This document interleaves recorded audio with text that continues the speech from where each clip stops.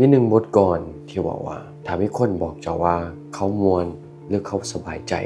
กับการอยู่คนเดียวอย่าเชื่อเขาเพราะว่าเขาที่จริงแล้วพยายามที่จะอยากอยู่กับสังคมอยากอยู่กับหมู่เพื่อนแต่โลกใบนี้ได้เห็นให้เขาเจ็บปวดจนบ่กล้าที่จะพยายามอีกแล้วนี่เป็นบทกลอนที่เก่าแก่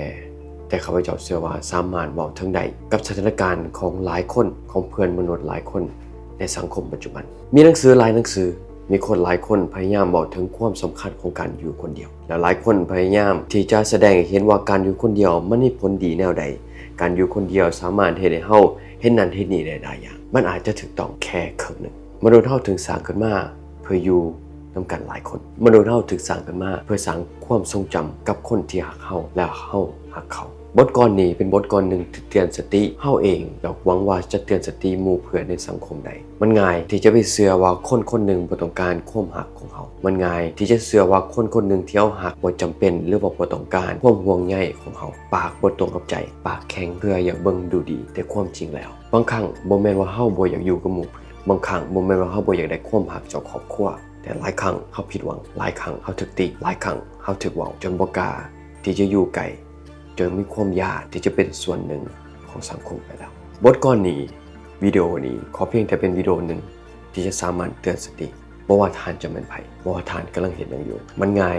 ที่จะเชื่อและบอกว่าเฮาบ่ต้องการเพื่อนมนุษย์คนอื่นแต่ความจริงแม่นเฮาสมควรและเฮาคู่ควรกับความรักของคนอื่นของคนในครอบครัวของคนในสังคมของหมู่เพื่อนในชีวิตแน่นอนเฮาบ่เพอร์เฟคต์เฮาบ่สมบูรณ์แบบแต่เฮาเป็นเพียงแค่มนุษย์ที่สามารถมีสติพัฒนา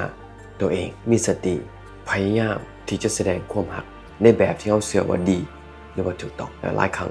มันอาจจะบ่ถูกต้องกับคนอื่นนี่เป็นวิดีโอที่ข้าพเจ้าหวังว่าจะเตือนสติและก็แบ่งปันความเป็นห่วงเป็นใยในนามเพื่อนมนุษย์นำกันในนามผู้ชายคนหนึ่งในนามนักธุรกิจคนหนึ่งในนามผู้บริหารคนหนึ่งถึงอ้ายน้องกลุ่มบริษัทต่างเจริญถึงผู้เบิ่งผู้ฟังโลกใบนี้กว้างขวางแต่สิ่งหนึ่งที่กว้างกว่าเป็นใจ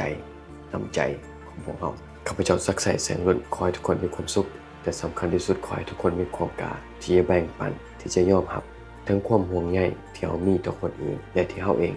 สมควรและคู่ควรได้รับสบายดี